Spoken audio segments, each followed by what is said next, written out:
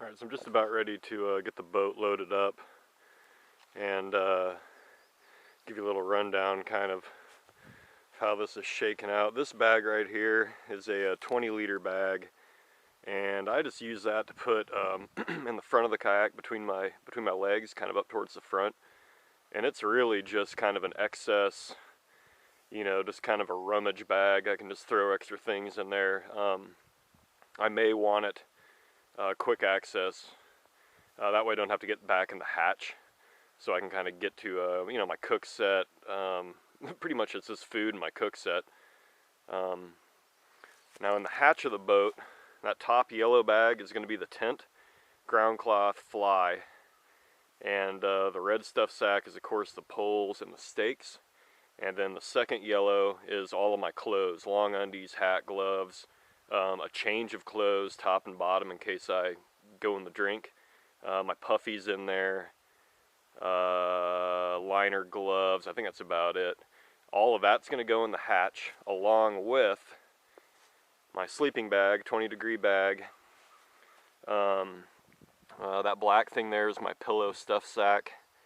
Got a little piece of Reflectex that's kind of a foot pad. Green thing is the Neo Air All Season Trekker. That's going to go in, all of that actually is going to go in the Seal Line 20-degree Kodiak with the purge vent, which is great for sleeping bags because you really got to get the air out of those to get them in the hatch, at least in my boat. So I'm going to cram all that, wrap it up in the sleeping bag, get it all into that dry bag there, and then itself and those items are going to be going in the hatch. And this orange bag is just kind of my personal bag with my personal stuff. I got my book in there, I got my gun in there, I've got my DOP kit in there. That's probably going to ride in that yellow bag with all my just kind of my throw it in the bag type thing.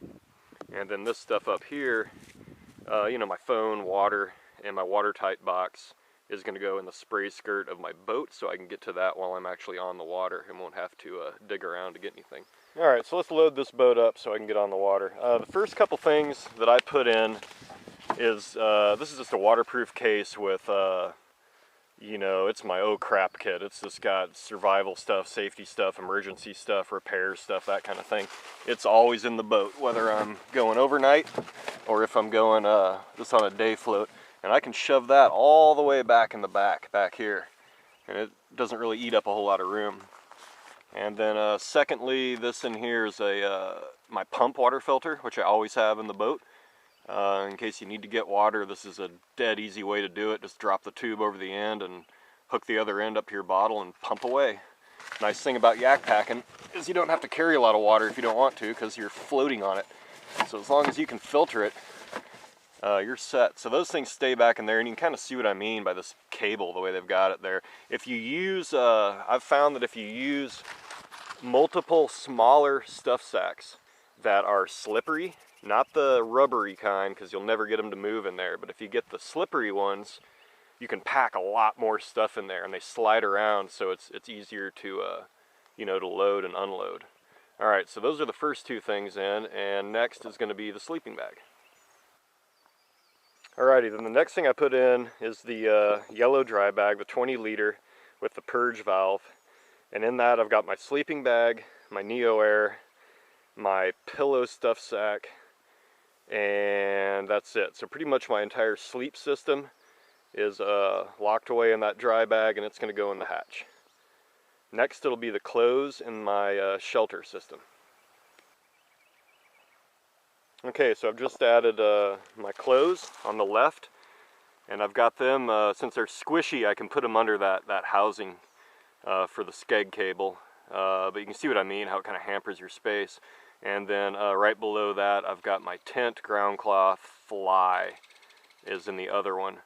And there's still a little bit of room in the back if you had something small, like a small pair of shoes or something soft you can cram in there. There's still some room. And I could get some more stuff into there if I needed to, small things. So really the only other thing left in here now is going to be my tent poles. And I just put those in sideways like that. They fit pretty well. And the stakes are also in there. So my whole shelter system, my whole sleeping system, and all of my clean, dry camp clothes, extra clothes, are all in the hatch with a water purifier and my oh crap kit in case I have a disaster and need to fix something. All that's in the hatch and dry. And I don't usually get into the hatch until I either get to camp. That way I don't even have to worry about it. It's packed away in there, out of sight, out of mind. Okay, so the next part of the load up is behind my seat. And generally, that's just kind of where I just kind of throw all the boat type stuff. But on overnight trips, or multi-day trips, I'm going to have my cooler. Fits in there perfect, right against the back. And it leaves me a little bit of room, even with the seat back, a little bit of room, which is where I'm going to put my 1.5 gallon water container that I brought with me, which also fit pretty dang well right there. Okay, next thing in the back is going to be my bilge pump, and it usually goes kind of right down in here. I can't do it with one hand, but I'm going to clip it in and then kind of tuck it up under the cooler so it just rides in the back. And then next thing I put in is going to be my trusty stool, my trusty 3-legged stool, and it fits perfectly between the seat and the side of the hull, and you can shove it down in there and it's completely out of sight, yet it stays in there totally out of the way. So that's where my little stool goes.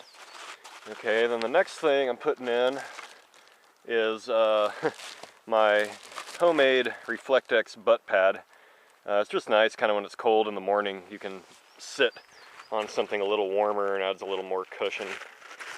And that's pretty much a wintertime thing. That'll of course go in the summertime. But it's just kind of nice, so I'll probably sit on that today when I'm floating along. I've also got some shock cord with cord locks that I can actually fasten it to the seat, so in case I do dump, it's not going to go floating off downstream on me. Alright, so that's the back to the seat, and moving forward along the cockpit. Okay, then last but not least is that other 20-liter bag that I have my orange 5-liter Baja bag in. It just goes, I've got it attached right there, so it can't get lost in case I go in. And I just, it shoves up right there, latched in, and my feet go on either end. And it's actually quite comfortable. And that's not even filled up, so if I needed to put, you know, maybe even a 30-liter bag filled with stuff, you could do it. And I should also mention, if you're going to put a dry bag in the cockpit, I would recommend the most robust, heavy-duty one you can get. I like the Seal Line Baja bags, or the Black Canyon bags. I think they hold up a little better to the grit and the sand that you're inevitably going to get on the inside. The little, you know, the cheap Walmart stuff sacks, the real thin nylon ones, they're not going to hold up, I don't think. So that bag right there is a Nimbus, and it's, I don't know, it's held up pretty well, but I think it's still, I would like to replace it with like a Baja. And I should also mention, when I was winter packing this winter, you can get all of your gear in the back. Well, not all, but you can get gear in the back. You can get some gear behind the seat. You can get a 20 or 30-liter bag in between your legs, and you can also take 2 5-liter bags and shove them up, way up in the bow, behind your foot braces, which would give you 10 extra liters of storage. If they were kind of softly packed, you could probably do 2 10-liter bags up there, you know, which would be a lot of extra room, really. And it also helps to kind of balance the trim of the boat out. I've noticed you don't want to throw all your weight in the back, because the bow will want to ride up and slap on the water a bunch. So it's kind of good to have some weight up there. So just FYI, you know, you can really load these boats up. I mean, there's a lot of usable space, you know, both dry and contained like the hatch, or relatively dry and contained inside the cockpit and inside the hull.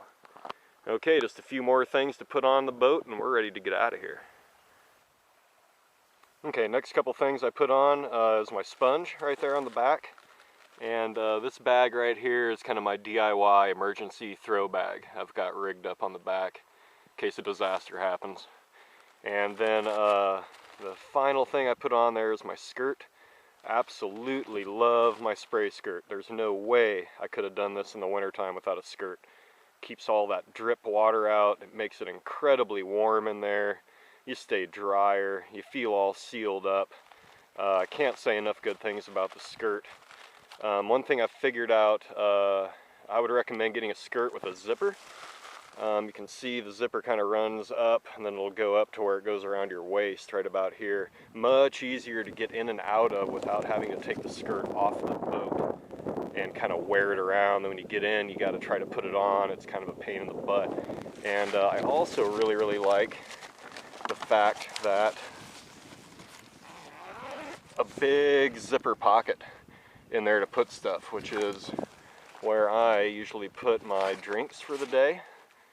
In the wintertime, makes a nice easy access. Put my 2 platypuses in there, up top. Okay, and then my waterproof box will also fit in there. And there's room for more if I need it, but boom. That's all my stuff right there. Easy to get to from the boat. Don't have to dig into any hatches or dry bags. Now there is, I don't know if you can see it, if it'll show up, but yeah, that mesh right there is designed to let the water come out. So if you're hitting, you know, some good water and it's coming up, you are going to get water intake in this. It's not going to go all the way through to your legs underneath because there's waterproof fabric in there. But whatever you have in this pocket, I would recommend having in a secondary dry bag or something, you know, because it will get wet. It's designed to get wet. It's more of an access storage type thing. But yeah, skirt's on. I'm totally loaded up. Camp's totally broken down. As you can notice, I don't have any dry bags on the deck. I hate that. My stuff's either going in the boat or it's not going on the trip. The only thing I have on the deck is my sponge and my throw line. That's it. My paddle's hooked up on the paddle holder. Everything's in the boat. I just think it handles better. You don't have to worry about it catching limbs and all that crap. And all right, so that's it. That's my wilderness system, Aspire 100. Fully loaded, ready to go home. I got about 14 miles today, I think. And it's kind of cloudy. I think there's a chance of rain.